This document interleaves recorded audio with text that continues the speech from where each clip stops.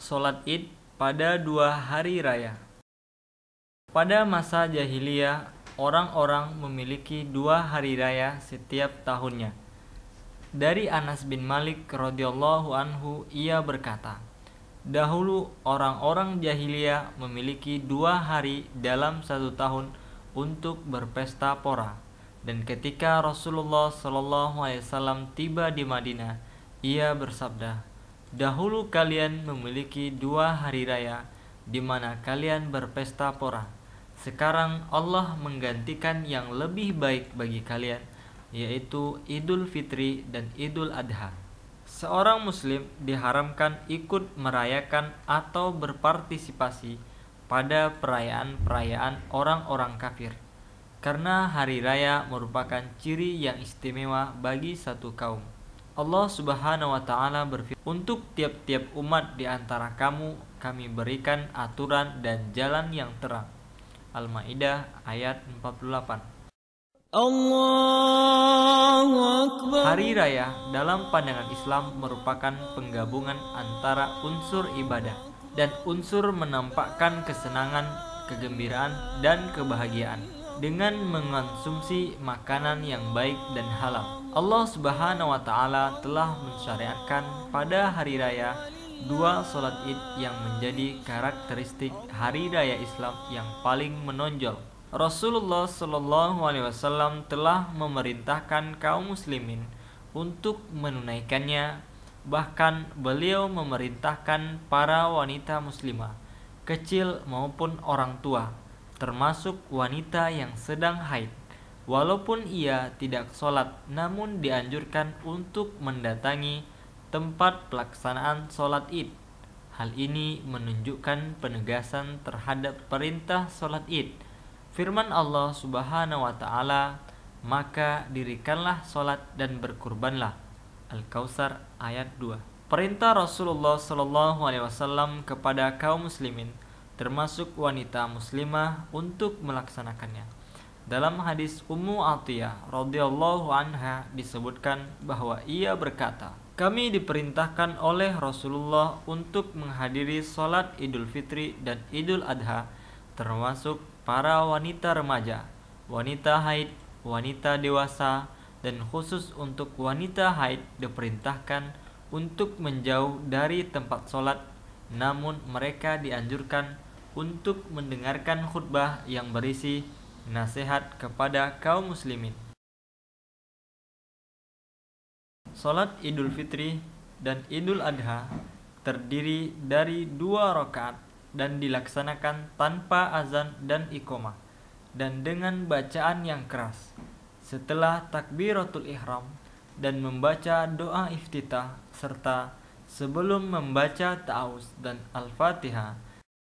Pada rakaat pertama disunahkan membaca surah Al-A'la, dan pada rakaat kedua membaca surah Al-Ghashiyah, atau pada rakaat pertama membaca surah Qaf, dan pada rakaat kedua membaca surah Al-Qamar.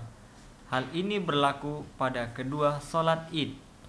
Pada rakaat kedua setelah takbir saat bangkit dari sujud, dianjurkan untuk bertakbir sebanyak 5 kali sambil mengangkat tangan setiap kali takbir.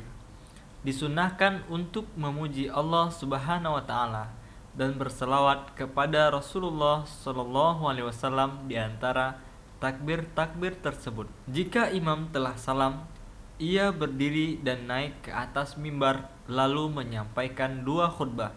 Antara kedua khutbah diselingi dengan duduk sejenak.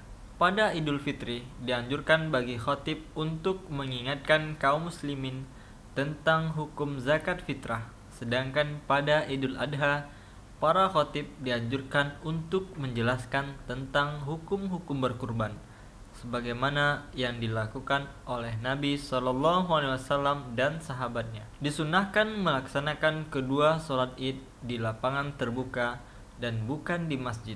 Namun jika dalam keadaan terpaksa, maka dibolehkan melaksanakannya di masjid. Disunahkan hendaklah kaum pria ketika mendatangi tempat sholat Id dengan penampilan menarik dan mengenakan pakaian terbaiknya.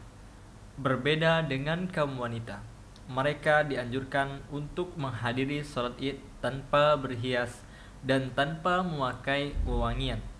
Hendaknya kaum muslimin bersegera datang ke tempat sholat id dan berupaya untuk duduk di shaf depan dan melewati jalan yang berbeda tatkala ia pergi dan pulang. Dianjurkan berjalan kaki. Dari Jabir radhiyallahu anhu ia berkata, Rasulullah Shallallahu Alaihi Wasallam jika pada hari Id beliau melalui dua jalan yang berbeda. Dianjurkan untuk mengakhirkan sholat Idul Fitri demi membuka kesempatan bagi kaum muslimin untuk membayar zakat fitrah sebelum mereka berangkat ke tempat sholat Idul Fitri. Sedangkan sholat Idul Adha disunahkan mempercepat pelaksanaannya. Makruh hukumnya melaksanakan sholat sunnah baik sebelum atau sesudah sholat id ketika dilaksanakan di lapangan terbuka. Namun jika dilaksanakan di masjid, maka dibenarkan melaksanakan sholat sunnah tahiyatul masjid. Disunahkan bagi mereka yang terlambat dan hanya mendapati sebagian sholat id untuk menyempurnakan sholatnya dengan cara dan sifat-sifatnya, yaitu sholat sebanyak 2 rakaat dengan takbir 7 kali pada rakaat pertama dan kedua sebanyak 5 kali dan menyempurnakannya. Juga disunahkan bertakbir dengan lafaz Allahu Akbar, La ilaha illallah, Allahu Akbar, walillahil hamd. Allah Maha Besar, Allah Maha Besar, tiada zat yang berhak disembah kecuali Allah. Allah Maha Besar, Allah Maha Besar, baginya semua pujian.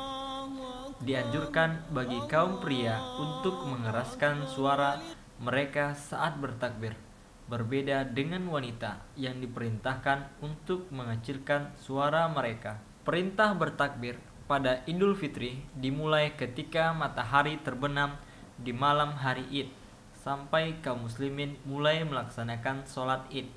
Sementara perintah takbir pada hari Idul Adha dimulai setelah sholat fajar di hari Arafah 9 Zulhijjah sampai setelah sholat asar di hari ketiga hari Tasyrik tanggal 13 Zulhijjah. Disunahkan bertakbir di jalan-jalan sambil menuju ke tempat sholat id saat duduk hingga sholat id. Setelah sholat fardu berjamaah di pasar-pasar dan rumah-rumah, dianjurkan agar kaum muslimin saling memberikan ucapan selamat hari raya Id dengan lafaz taqabbalallahu minna wa minkum, semoga Allah menerima amalan kami dan amalanmu.